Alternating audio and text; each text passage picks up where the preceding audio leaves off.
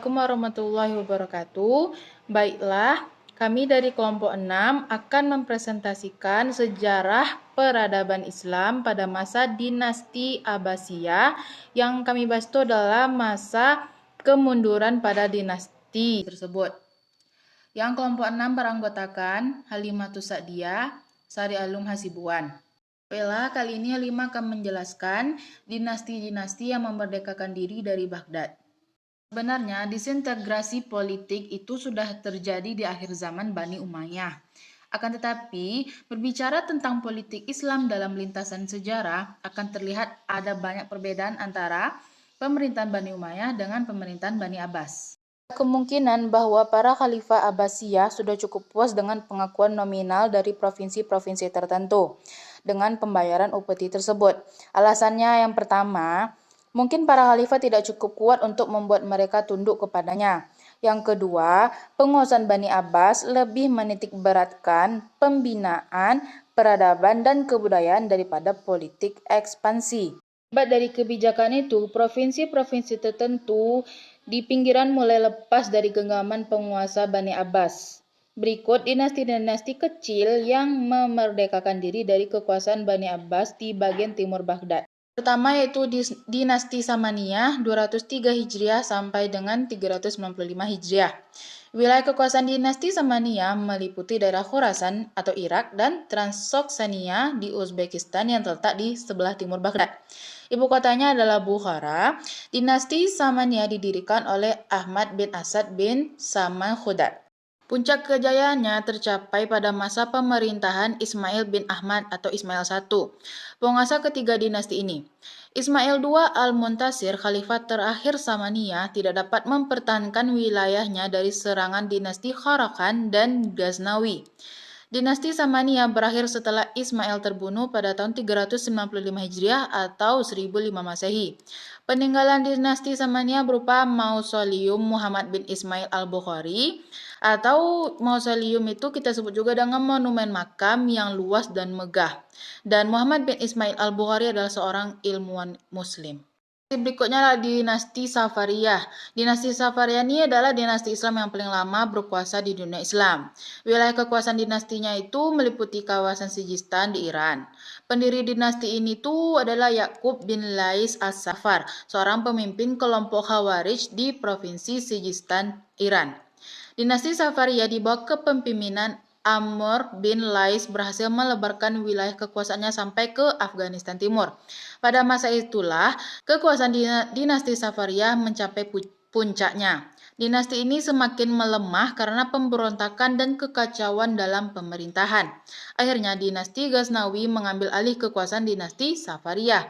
Setelah penguasa terakhir dinasti Safariyah, Khalaf meninggal dunia, berakhir pula kekuasaan dinasti Safariyah di Sijistan. Selanjutnya adalah dinasti Buwayhi dari 333 Hijriah sampai 447 Hijriah. Wilayah kekuasaan dinasti Buwayhi meliputi Irak dan Iran. Dinasti ini dibangun oleh 3 bersaudara yaitu Ali bin Buwayhi, Hasan bin Buwayhi, dan Ahmad bin Buwayhi. Perjalanan dinasti Buwayhi dapat dibagi dalam 2 periode. Yang pertama, periode pertumbuhan dan konsolidasi. Yang kedua, periode defensif, khususnya di wilayah Irak dan Iran Tengah. Dinasti Buwayhi mengalami perkembangan pesat ketika dinasti Abbasiyah di Baghdad mulai melemah. Dinasti Buwayhi mengalami kemunduran dengan adanya pengaruh Tughril-Beg dari dinasti Saljuk. Selanjutnya adalah dinasti Saljuk dari 469 Hijriah sampai dengan 705 Hijriah. Dinasti Saljuk dibagi menjadi 5 cabang yaitu Saljuk Iran, Saljuk Irak, Saljuk Kirman, Saljuk Asia Kecil, dan Saljuk Suriah. Dinasti Saljuk ini didirikan oleh Saljuk bin Dukak dari suku bangsa Guz. Akan tetapi, tokoh yang dipandang sebagai pendiri dinasti Saljuk yang sebenarnya adalah Tughril-Beg. Ia berhasil memperluas wilayah kekuasaan dinasti Saljuk dan mendapat pengakuan dari dinasti Abbasiyah. Dinasti Saljuk melemah setelah para pemimpinnya meninggal atau ditaklukkan oleh bangsa lain. Peninggalan dinasti ini adalah Kizil Kule atau Menara Merah di Alanya, Turki Selatan yang merupakan pangkalan pertahanan Bani Saljuk, dan Masjid Jumar di Isfahan, Iran. Selanjutnya kita membahas dinasti-dinasti yang memerdekakan diri dari bagian baratnya Baghdad. Yang pertama adalah dinasti Idrisiyah dari 171 Hijriah sampai 314 Hijriah. Wilayah kekuasaan dinasti Idrisiyah adalah Maghribi atau Maroko. Dinasti ini didirikan oleh Idris I bin Abdullah, cucu Hasan bin Ali bin Abi Thalib, dan merupakan dinasti pertama yang beraliran Syiah, terutama di Maroko dan Afrika Utara. Dan apa sih peran dinasti Idrisiyah? Jadi peran mereka tuh menyebarkan budaya dan agama Islam ke bangsa barbar dan penduduk asli di sana.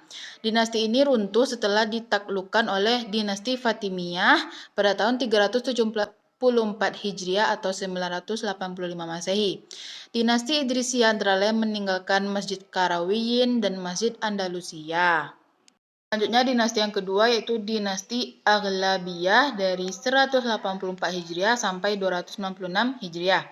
Pusat pemerintahan dinasti Aghlabiyah terletak di Kairawan, Tunisia. Wilayah kekuasaan Aghlabiyah meliputi Tunisia dan Afrika Utara. Pemimpin pertama dinasti ini tuh Ibrahim bin Al-Aghlab, seorang panglima dari Khorasan. Al-Aghlabiyah ini berperan dalam mengganti bahasa Latin dengan bahasa Arab, serta menjadikan Islam agama mayoritas. Dinasti ini berhasil menduduki Sicilia dan sebagian besar Italia Selatan, Sardinia, Korsika, bahkan pesisir Alpen pada abad ke-9. Dinasti Aghlabiyah berakhir setelah ditaklukkan oleh dinasti Fatimiyah. Peninggalan dinasti ini antara lain adalah Masjid Raya Kairouan dan Masjid Raya di Tunis. Yang ketiga adalah dinasti Tuluniyah 254 Hijriah sampai dengan 292 Hijriah. Dinasti Tulun adalah sebuah dinasti Islam yang masa pemerintahannya paling cepat berakhir. Dan wilayah kekuasaan dinasti Tulun ini meliputi Mesir dan Suriah.